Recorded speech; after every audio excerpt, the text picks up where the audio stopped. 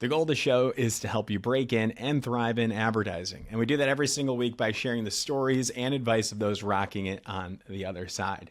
And also, we have an ongoing creative competition we call the Crowbar Awards. Every 3 months, new guest judge, new creative challenge that anybody that's trying to break into advertising with less than 3 years experience can apply to with teams of 3. And what happens is we bring on a guest judge that combs through all the submissions and picks the best in show.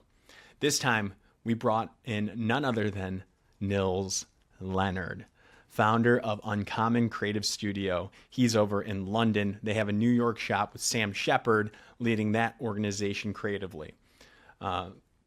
Nils is by far one of the most influential creative leaders in the world today, outside of advertising included too. From his time as chairman and CCO of Grey London, he led it through its most profitable and awarded era ever, to founding Uncommon, which is the fastest growing startup in ad history. He's built a reputation for radical thinking, real impact, and work that truly matters. He's brilliant. We gave the students across the world a tough brief for AMC Theaters. And Nils come through every single submission to find the best of the best. And joining me today are the winners of this quarter's Blue Crowbar Award. Alex Ward is the art director, Joe Wint is the copywriter, and Joy Zhou is the strategist. They're all students at VCU Brand Center. Their campaign didn't just advertise a theater chain, it reimagined what AMC could be. And yes, Nils saw a little uncommon magic in it too. We'll break down the brief, hear how the team created their idea, and get unfiltered feedback from Nils himself, not just about the work, but about creative life, radical ideas, and what it takes to make something that's truly meaningful in this industry. We hope you enjoy. We hope you submit if you're an aspiring advertiser. We have a new brief going on right now. You can check it out by visiting www.crowbarawards.com. Now on with the show, and congrats to our winners. This is the Breaking and Entering Advertising Podcast, and as usual, I'm your accomplice, Gino Schellenberger. Kick it, Mikey.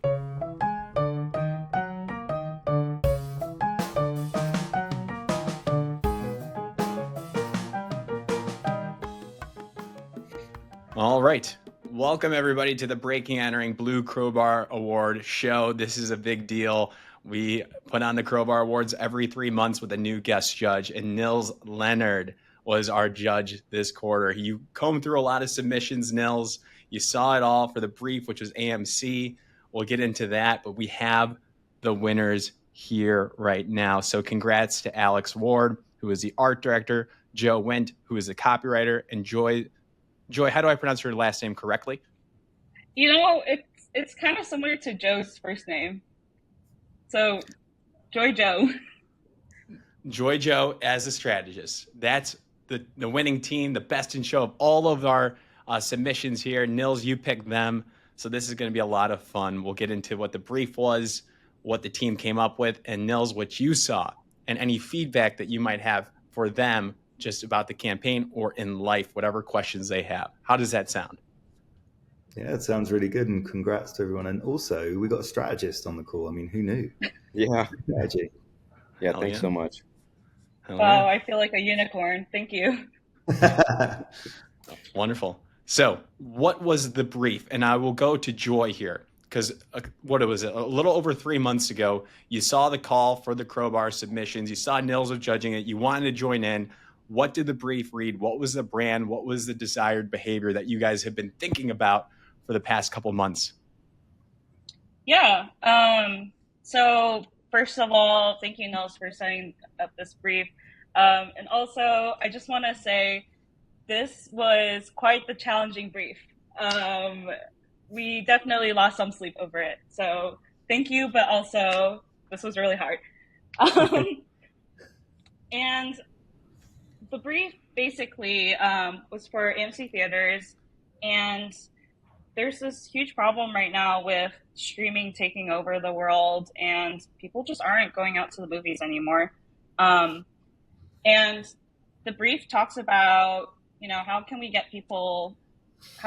bring back love of the big screen? And for our group, we wanted to take an uncommon approach, and we really tried to infuse the flavor of uncommon into the way that we reinterpreted the brief. And not only did we want to bring back love for the big screen, but we wanted to bring back love for the big screen by transforming AMC into a company people wish existed, because we knew that this was something that Uncommon tries to do with all of their work. And we wanted to bring that same energy and to bring that concept alive in into our idea as well. Got it. Nils, did you see a little bit of uncommon in there? No, for sure. I mean, thank you. I mean, God knows, Gina, I'm probably going to go off script, but I really enjoyed the work. But I think it was a thorny brief. I sat down and thought, what am I going to do about it? And I actually think it's an incredibly trappy brief, is what we call it. And by that, I mean, you can spend all your time trying to basically advertise something that the public has already decided is not very interesting. And that sounds awful, but the public are kind of making their minds up, aren't they, on behalf of all of us?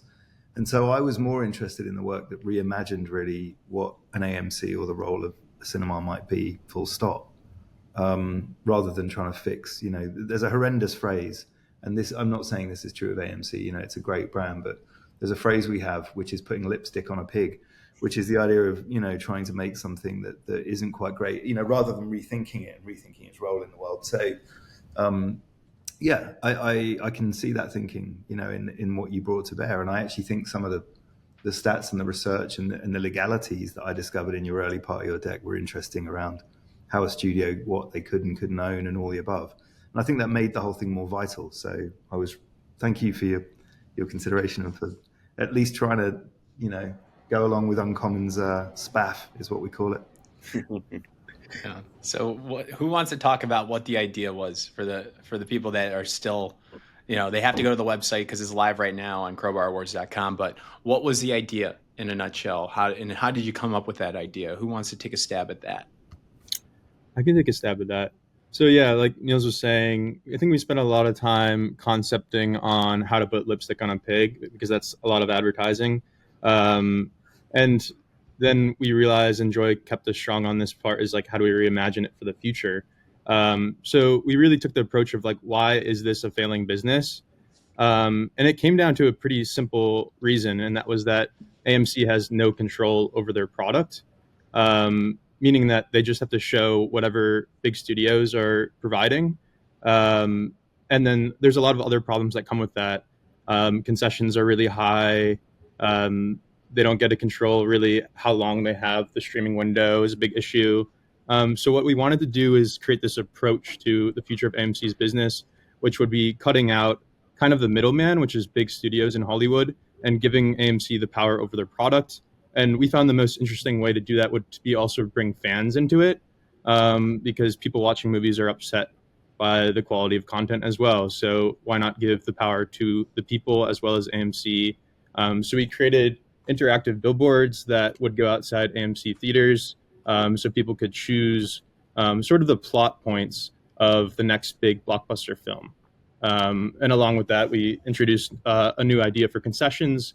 But really, this was an approach that I think we would sell into the client and then see how they wanted to attack the future of their business with cutting out the middleman as the way in.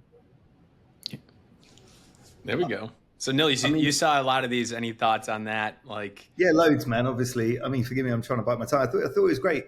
I think there's loads in there.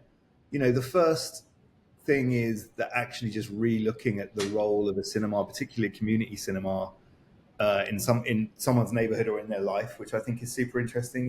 The idea that actually we're being served films we didn't really want, we're not really enjoying, and we're being asked to pay for outside the comfort of our own home. And I think a lot about that business model was broken. The idea of redefining the role of that physical experience into somewhere you have a massive relationship with the entertainment you're watching, I thought was just interesting. Whether it ends up, guys, being the thing you described, I think them just reimagining their fan base, the customers, the price of a ticket as a powerful thing to have, I think is super interesting. I put here the first movie produced by the people that love it.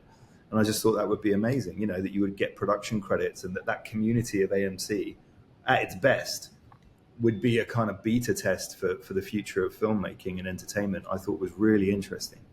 I also loved, like, I mean, there's a ton in here, isn't there, just about that relationship with entertainment, full stop. You know, where you were talking about, you could choose your food, you could crowdsource it from the local neighborhood, you could, you know, demand via a vote that the ingredients are all whatever. You know, I think all of that featuring into it, I just thought was really fascinating. Because I think the temptation with a brand, and forgive me for blurbing, but the temptation with a brand as big as that is to go, well, what thing at scale are we going to do overnight? And I actually think sometimes the answer is to be incredibly personal and community-based and not big and en masse. You know, and you've seen this with other brilliant brands. You know, they actually focus on what people in that exact moment want. I just thought that was super interesting, you know. And the moment you start talking about all that, from the seating to the collaborations to the materials to the entry to the way you pay to what currency might even mean, you know, wouldn't it be amazing if you had producers credits on a film? And so as a result, you could see it for free. Anyway, the whole ecosystem could change. Don't get me wrong, if you're AMC, God knows. But I think it asks incredible questions of what their business model should be, not just how we might advertise it and get a few more people to go and see the next Marvel film. Lovely, lovely. How'd you guys come up with the idea? Did you have to go to the theaters? Like, tell us about the concepting of it. Yeah, so I mean, we started with obviously reframing the brief, and we were really just looking at, like, why is this a failing business? And then we try to do a lot of what Nils says that they do inside of Uncommon, which is like asking yourself, what would X do? You know, what would a musician do? What would an artist do? What would an architect do? What would a designer do? And trying to really expand the possibilities and opening ourselves up from less typical advertising. And we're all at VCU Brand Center, so we've sort of learned a lot of the rules that go into advertising, and now we're all at a point where we're graduating and we kind of feel free to break those rules a little bit. So we wanted to be unrestrained in doing that. So we did a typical sort of concepting approach and came up with, I think we had like 50 or so ideas. And then we took those and kind of went back and said, okay, which of these do we love? And then which of these really fit that future of cinema approach? And that's how we came to our idea. I think we actually even had ideas that we found more exciting and probably would have gotten more press and would have been more of an overnight kind of attention to AMC, but it just didn't feel like a resolute solution to the future of a business. What were they? Alex, do you want to talk about the... Yeah, we had an idea that almost mocked the at-home experience of movie theater watching. Like, you're putting up with all of these things that you're trying to convince yourself are fine to deal with while you're enjoying cinema at home. Things like the dogs barking and the washing machine going off. And so we would sort of create these products that AMC offers to enhance your at-home experience. The robot dog that constantly barks because you've convinced yourself that that's what you want to do. And so it was sort of this kind of cheeky angle at it, but kind of what Joe was saying, and to your point earlier, Nils, that the public has almost sort of made up their mind already about how they feel about this service or this experience. And so we backtracked from ideas like that a little bit that were more PR communication based, because we felt like the more perhaps useful opportunity here was to engage in an idea that could actually make a difference, like real practical change for a real practical problem. And as that's something that I think was interesting to us, because like Joe was saying, at the Brand Center, we have the freedom to explore these big, crazy ideas, and we really enjoy doing that as students. But this was an interesting challenge where we kind of had to rein it in a little bit and be practical about it, at least in our approach, and then come through with something. No, I think it's really good. It's good to know. Thank you. I think you made the right call. Well, certainly for me, you did. But I just thought, even if you took a facet of your idea, even if you said that AMC customers are the first customers in history to cast the film, you would queue around the block for it. even if it was a one and done, you would queue round the block for it because it would just radically shift your relationship with movies. And I think that's the point. Is you're not wrong. Like a lot of the other marketing was kind of funny and agree. Like your thing, it would reframe it, but I don't think I'd remember that in a year and suddenly we go to AMC going, I'm so grateful. Whereas I think AMC starting to say, hey, you get to have a say and a closer and a deeper relationship with the shit you love. And as a result of that, you will come here. I think that would work. In varying degrees, that would work. Yeah, I mean, we also looked at other tropes of movies, like sort of the brain rotty approach that a lot of Gen Z takes to their entertainment. We talked about redesigning the interior of theaters to make them more social and something you would do with your friends. We talked about how could we incorporate AMC into travel and hone in on sort of like the magical experience of it. So a lot of things. And I think that the thing that really struck us was sort of A24's approach to movies and why they've been so successful. And that's because they're making movies that people want to watch. They've really blown up in a short period of time. So we were thinking, like, how can we make that AMC's approach? It's interesting, isn't it, with A24? I think they're almost on the cusp now of becoming a bit of a meme of themselves, which is a benchmark of their success, by the way. Mm-hmm. I would argue this, I might be wrong, I think it's a great chat though. I would argue their success is a direct result of investing in radical creativity, actually, and kind of fucking focus groups out the window. I wondered, looking at your work, how long till Rotten Tomatoes have a production company? Right. Like, if Rotten Tomatoes had a production company, you'd watch every one, right? Everything, we only produce and make movies that, the scripts get over 99%. You're like, great, I'm watching it. So I kind of looked at your thing and just thought it was super interesting for sure. I thought that was really smart. Yeah. Yeah. Any questions on or any feedback? Like if this was was presented to you, Nils, what would you say to your teams? Uncommon for feedback. Well, I'm being honest. I think we have the luxury, don't we, on this brief of doing what we want. I think some briefs are fundamental that we get. Some clients do come to us in a moment of change and they kind of go, do you know what, we want to fundamentally rethink the entire business model. And some come to us and go, we'd like some advertising. And some come to us and go, we'd like some design, please. I think we approach this at the most ground level in the most ambitious way, which I think is always what we love. We often talk, and I don't know if this is useful, guys, but it will be later in life. When you're doing work for yourself or for any client, once you've done stuff like this, you should work out the distance between it being an idea and being reality. And you should plot that on a piece of paper and go, what are the things that are going to stop this being real? Who do I need to ask? How much will it cost? What would they need to actually do to achieve it? And then you should plot back the individual moments within that make it possible. So how could we be the first cinema cast film?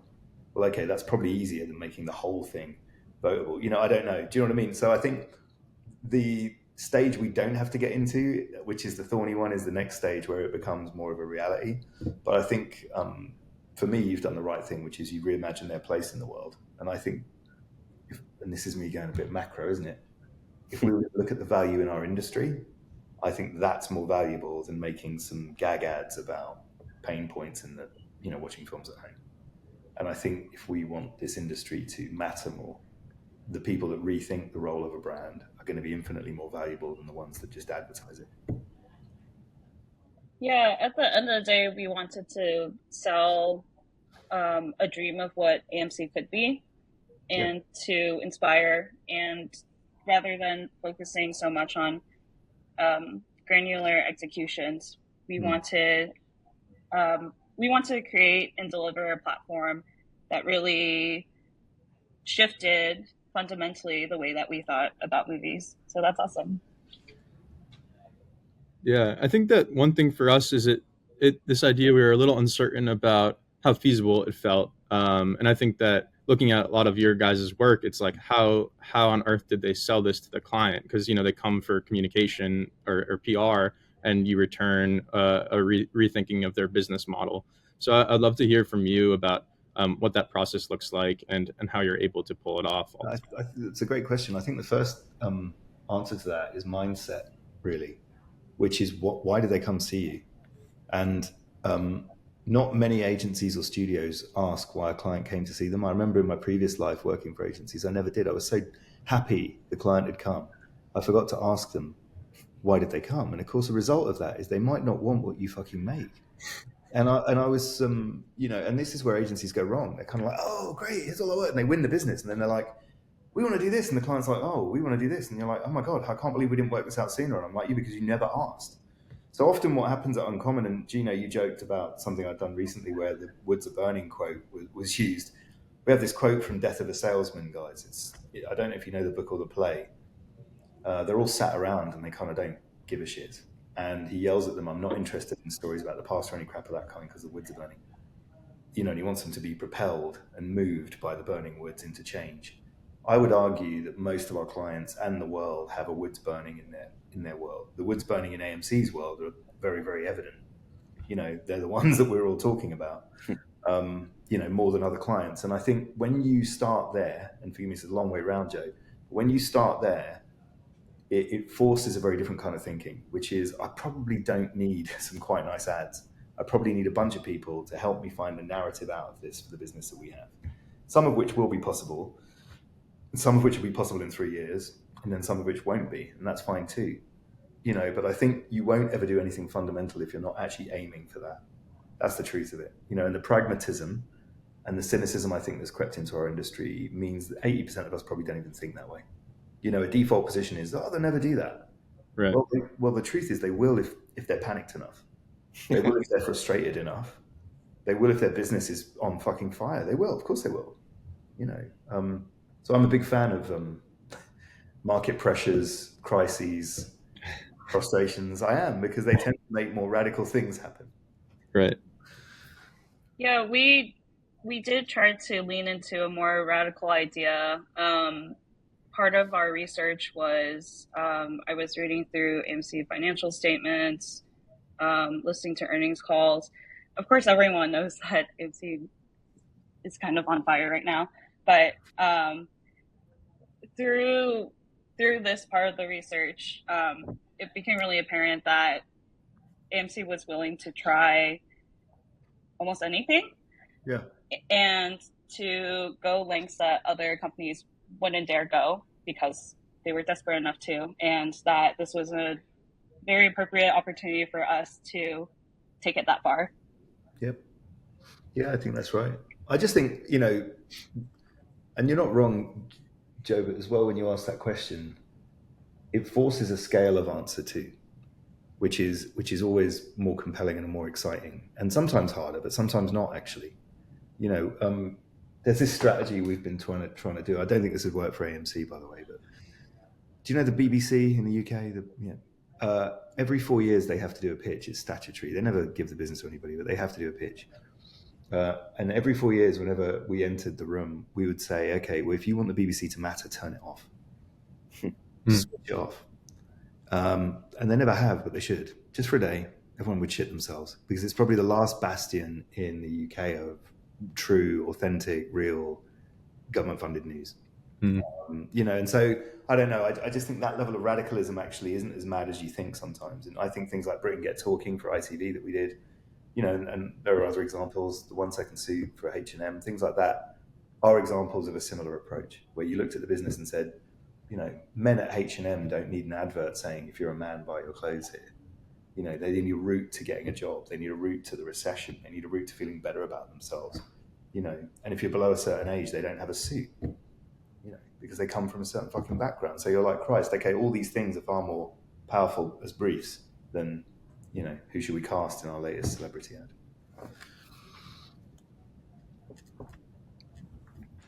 Golden. Any other questions for you guys? I know you guys want to hang out off the record here after this podcast, but anything else that you guys want to go over? Wonderful. Then how can they find your portfolios, your books, or is it connect with you all, the winners here, or is it LinkedIn? What's the best route? I think we live on LinkedIn as ad students, so that'd be a great place to start. Yeah. Wonderful. Then I will link. The guys in the cinema down in your local neighborhood. Just go find them there. Right. Love it. Well, congrats all again. We'll hang out after for the secret post show here, just exclusive for the Blue Crowbar winners. I hope everybody enjoyed, and thank you all for submitting, and congrats on winning again. It's been phenomenal. Nice Congrats, work guys. again. Thank you so much. It's been a pleasure. And Nils, thanks for judging. Thanks, mate.